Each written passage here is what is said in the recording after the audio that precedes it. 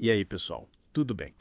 Hoje a gente vai mergulhar de cabeça num tema que, bom, para quem é cristão, é um assunto que nunca falta, né? A ceia do Senhor. Uma tradição que está aí, firme e forte, há mais de 2000 anos. Pois é, uma coisa tão simples, mas que, olha, gera cada debate, né? O que significa, como deve ser feita. É um mistério que tá hoje, deixa a gente pensando. Que sabe o que é legal? A gente vai voltar no tempo, a gente vai analisar um texto que, acredite se quiser, é anterior aos próprios evangelhos. É a chance da gente entender a ceia como os primeiros cristãos entendiam. Verdade. É uma oportunidade única, né? De ter uma visão mais pura, mais autêntica, sem tantas interpretações que vieram depois. Exatamente. A gente vai analisar a carta do apóstolo Paulo aos Coríntios. É lá que ele orienta a comunidade como celebrar a ceia do jeito certo, com respeito. E é bom a gente lembrar, né? Paulo não tá inventando nada, não. O que ele tá fazendo é passando adiante o que recebeu direto do mestre, de Jesus. E isso, putz, isso dá um peso enorme ao que ele tá ensinando. Sem dúvida, para a gente entender a força do que ele está falando, vamos direto na fonte. Que tal a gente ouvir a passagem em meu português? 1 Coríntios capítulo 11, versículos 23 a 30. Bora lá. Mergulhar nas palavras originais é sempre bom. Porque eu recebi do Senhor o que também vos entreguei. E o Senhor Jesus, na noite em que foi traído, tomou o pão. E havendo dado graça, partiu e disse: Tomai, comei, isto é o meu corpo, que por vós é partido.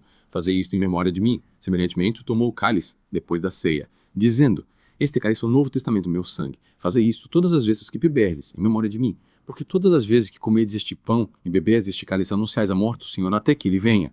Portanto, qualquer que comer este pão ou beber o cálice do Senhor indignamente, será culpado do corpo e do sangue do Senhor. Examine-se, pois, o homem a si mesmo, e assim coma deste pão, e beba deste cálice.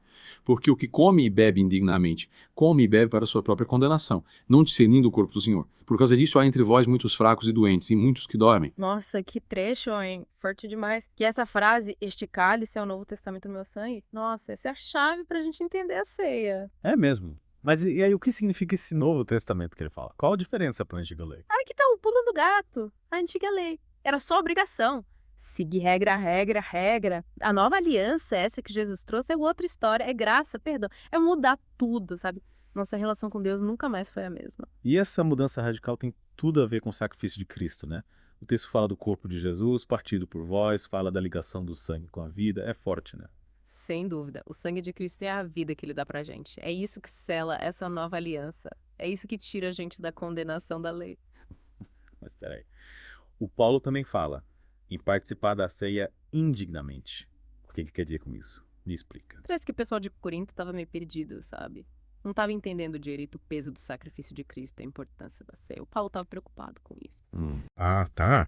Então participar indignamente seria, tipo, ignorar o que a ceia realmente significa. Isso, é como se a pessoa estivesse ali só de corpo presente, sem entender a profundidade do que está acontecendo. Sem alma. E tem mais, né? Ele fala em discernir o corpo. É como se ele dissesse, olha pra dentro de você antes de participar da ceia. Mas me explica uma coisa, o que significa discernir o corpo nesse contexto? Aí a gente tem que ir fundo, sabe? O termo grego que ele usa para examinar é dokimazeton, sabe o que significa? Testar, como se testa metal. É como se o Paulo estivesse falando, gente, antes de chegar na ceia, dá uma olhada para dentro, examina a fé, os valores, as atitudes. Caramba, é sério, que profundidade. Mas, e na prática? O que a gente deve procurar nesse autoteste? O que a gente precisa entender para participar da ceia do jeito certo? Boa pergunta, essa é a pergunta, né? E é isso que a gente vai continuar conversando na próxima parte do nosso Deep Dive.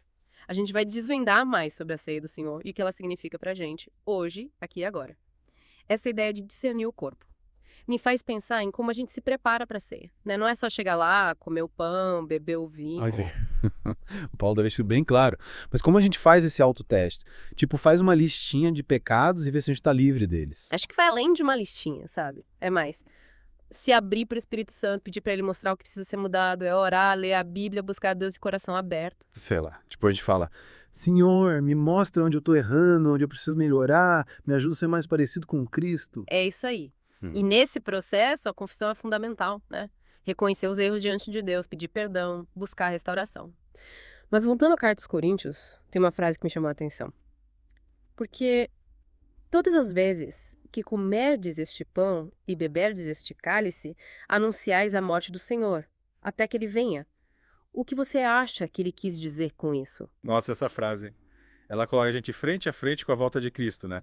A ceia não é só lembrar do passado, mas celebrar a esperança no futuro. É isso aí. E essa esperança, ela se manifesta na nossa vida através da nova aliança, né? A gente estava falando disso antes. E como essa nova aliança muda a forma como a gente celebra a ceia, tem alguma diferença prática, tipo, entre o antigo sistema da lei e a liberdade que a gente tem em Cristo? Claro. Antes era só regra, né? Sacrifícios. Agora, com Cristo, a gente tem acesso direto a Deus pela fé. A ceia vira um símbolo dessa nova realidade, um memorial da graça que a gente recebe. Então a ceia celebra a libertação que a gente tem em Cristo. Isso. É celebrar a vitória de Cristo sobre a morte, a promessa de vida eterna. E como essa consciência da nova aliança muda a forma como a gente se prepara para a ceia? O Paulo fala da importância de participar dignamente. Mas o que isso significa na prática? Acho que a chave está no autoexame, né, que a gente já falou. É a hora de avaliar a vida à luz do sacrifício de Cristo. Buscar sinceridade, arrependimento. Arrependimento do quê? De qualquer pecado que a gente tenha cometido. Sim, mas vai além disso. É reconhecer que a gente depende totalmente da graça de Deus, que a gente não merece a salvação. Só recebe por meio de Cristo. Tipo, a gente diz, Senhor, eu preciso de você, eu sou falho, eu dependo da sua misericórdia. Exatamente. É um ato de humildade, de gratidão diante do amor de Deus. Mas e essa pessoa participa da ceia sem essa consciência, sem esse arrependimento de verdade? Quais as consequências? O Paulo é bem direto, né? Ele fala em juízo, em se tornar culpado do corpo e do sangue do Senhor. Que forte. Mas o que significa ser culpado nesse contexto? É como se a pessoa estivesse desvalorizando o sacrifício de Cristo, a importância da ceia. É tipo dizer, eu sei mais que Deus, eu decido o que é certo e errado. É uma atitude de soberba, né? Que vai contra tudo que o Evangelho ensina. Mas me diz uma coisa. Se a pessoa participa da ceia sem essa consciência toda, ela perde a salvação. A questão da salvação é complexa, viu? O que a gente pode dizer aqui, participar da ceia indignamente traz consequências sérias para a vida espiritual. As pessoas que o Paulo menciona. Fraqueza, doença. Ele usa essas metáforas para falar de um afastamento de Deus, falta de comunhão com Cristo. Nossa, que reflexão, hein? E como a gente evita cair nessa armadilha? Como se preparar de verdade para a ceia? Além do autoexame, a gente precisa lembrar que a ceia não é algo individualista, é comunitária. Celebrar a unidade do corpo de Cristo, expressar nosso amor, cuidado uns pelos outros. Então não basta só olhar para dentro, a gente precisa buscar reconciliação com os irmãos, perdoar quem nos ofendeu, estender a mão para quem precisa de ajuda. Com certeza, a ceia nos convida a viver o amor de Cristo. Na prática, sermos agentes de reconciliação, de paz na comunidade. Mas a gente pode se aprofundar mais nisso na próxima parte do nosso Deep Dive, né? Explorando como essa nova aliança se manifesta na vida do cristão. O que você acha? Acho ótimo. E você, ouvinte, fica ligado. Para não perder a última parte do nosso mergulho no mistério da ceia do Senhor. E aí, pessoal, de volta para a última parte do nosso Deep Dive na ceia do Senhor. A gente já viu tanta coisa, né? Nova aliança, autoexame, a vida em comunidade. Mas e aí? Como a gente leva tudo isso para a vida real? Não adianta só falar, né? A ceia tem que mudar a gente, mudar o jeito que a gente vive. Exatamente. Se a gente pensar bem, uma das primeiras coisas que essa nova aliança ensina é que nossa relação com Deus não é mais baseada em regras, em obrigações. Agora é por graça, por amor. Essa aí, chega de viver com medo, né? Tentando agradar a Deus o tempo todo. Em Cristo a gente é livre da condenação da lei. E a ceia tá aí para lembrar a gente disso. Somos perdoados, aceitos, amados por Deus. Não importa nossos erros. Mas espera, essa é verdade.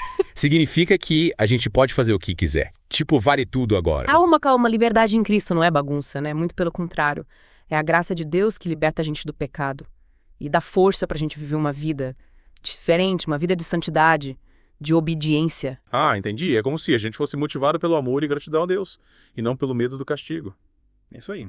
A ceia, ela impulsiona a gente a viver do jeito que Deus quer. Não por obrigação, mas por amor. Por querer agradar a Ele. E como a ceia ajuda a gente a viver em comunidade, afinal o Paulo fala bastante disso, né? Da unidade, do amor entre os irmãos. Sem dúvida. A ceia lembra a gente que a gente faz parte de um corpo, a igreja. E que a gente precisa cuidar uns dos outros. É um convite a perdoar, servir, amar o próximo como a gente se ama. E quando a gente enfrenta dificuldades, injustiças, sofrimentos, a vida não é fácil, né? Como a ceia ajuda nesses momentos. Pois é. A vida tem altos e baixos, né? Mas a ceia, ela aponta para a esperança, para a vitória final em Cristo. Ela lembra a gente que, mesmo no meio do sofrimento, Deus está com a gente.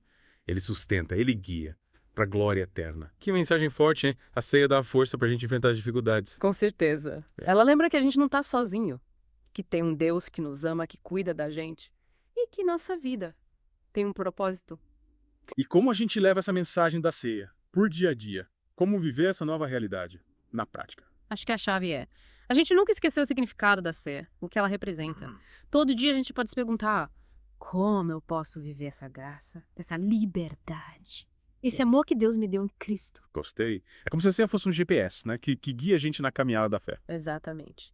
Ela orienta, fortalece, inspira a gente a viver uma vida mais completa, mais significativa, em comunhão com Deus e com o próximo. E aqui, pessoal, o que vocês acharam do nosso mergulho na ceia do Senhor?